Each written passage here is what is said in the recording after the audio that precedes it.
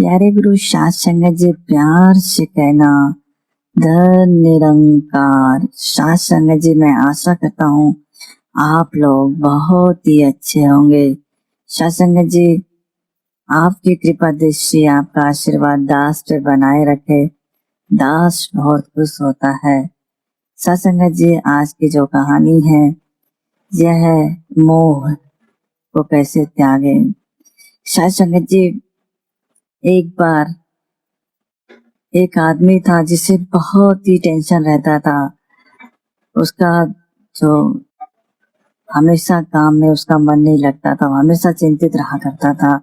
उसे काम करने में जरा सा भी मन नहीं करता था। साध संगत जी,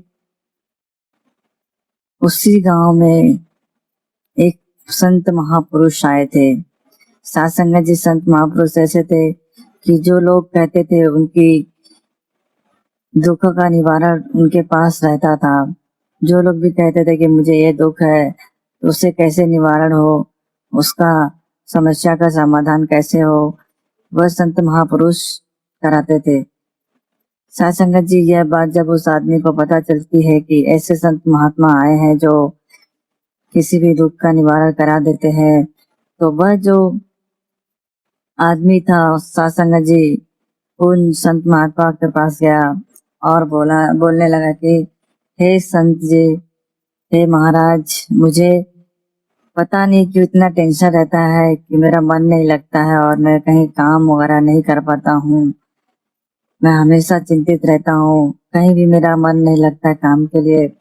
साध संगत जी, तब वह जो संत महापुरुष थे, वह कहते हैं, पहले उन्हें देखे कि ये जो आदमी था, पहले उन्हें पूरा देखे ऊपर से नीचे लेके, तो वह आदमी के हाथ में एक छोटा सा थैला हुआ करता था।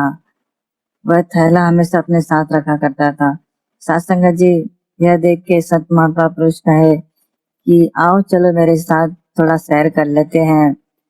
तो वह आदमी तैयार हो गया। तो संत महात्मा कहते हैं कि आप मेरे साथ चलेंगे तो मुझे आपको समझने में थोड़ी आसानी होगी और मुझे थोड़ा समय मिल जाएगा आपको समझने में। तो साध संगत जी, अब ये हम संत महापुरुष और वो आदमी सैर पे निकल जाते हैं। जैसे कुछ दूर जाते हैं, चलते चलते इन्हें थकावट हो जाती है, तो एक पेड़ के नीचे बैठ जाते हैं। अब वहां पे बैठते थोड़ा आराम करने के लिए थे, आराम के लिए, तो वहां पे जो यह आदमी है उससे थोड़ा प्यास लग जाती है। तो बोलता है, हे संत महापुरुष, है महाराज, अब मुझे थोड़ी प्यास लगी है तो आप यहाँ पे रहिए, मैं जरा जाके पानी देख के आता हूँ और पी के आता हूँ। तो वह आदमी संत महात्मा से बोला। तो अब संत महात्मा बोले कि ठीक है, आप जाइए, मैं आप यहाँ पे रहता हूँ। तो आदमी बोला कि हे महाराज, ये मेरा बैग आपके पास रख के जाता हूँ, इसका जरा ध्यान दीजिएगा। तो यह कह के वो जाता है, लेकिन कुछ दूर जाते जाते वह हमेशा अपने बैग को देखते रहता है। तो अब वह चला गया पानी पीने के लिए। जब वहां से लौट के आता है तो वह बैग उसे वहां पे नहीं मिलता है। वह पूछता है कि हे संत महात्मा, मैं आपसे वो बैग देखने के लिए बोला था, आपने बैग नहीं देखा क्या?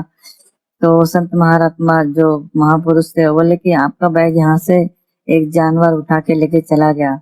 संत तब वह आदमी बोलता है कि मैं आपको बोल के गया था महाराज जी कि यहाँ पे मेरा बैग है, इसका ख्याल रखिएगा।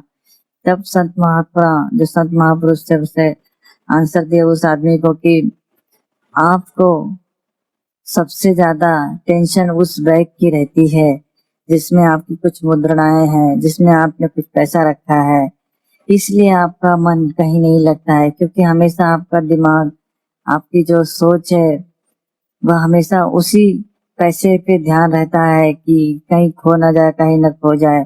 इसलिए आप हमेशा सोचते रहते हैं, आप चिंतित रहते हैं। आप कहीं भी जाते हैं तो आपका जो मन है काम करने में नहीं लगता है, क्योंकि आप उस जगह पे नहीं रहते हैं कि आप रहते हैं यहाँ पे और सोचते कहीं और पे।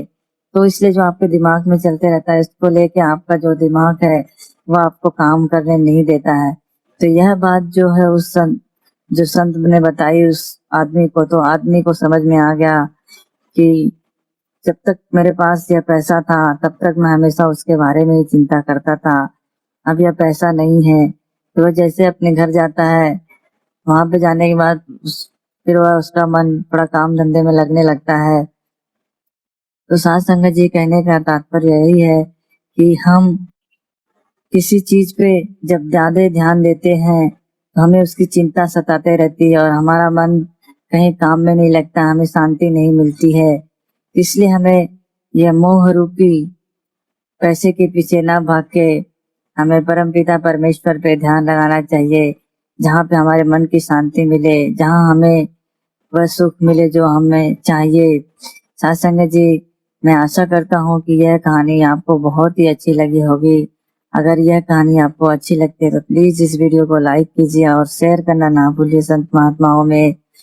साथ संगत जी, अगर आप नए हैं मेरे चैनल पे तो प्लीज इस चैनल को सब्सक्राइब कर लीजिए और बेल आइकन दबाना ना भूलिएगा। साथ संगत जी, प्यारे गुरु साथ संगत जी, एक बार फिर से कहिएगा, धन निरंकार जी।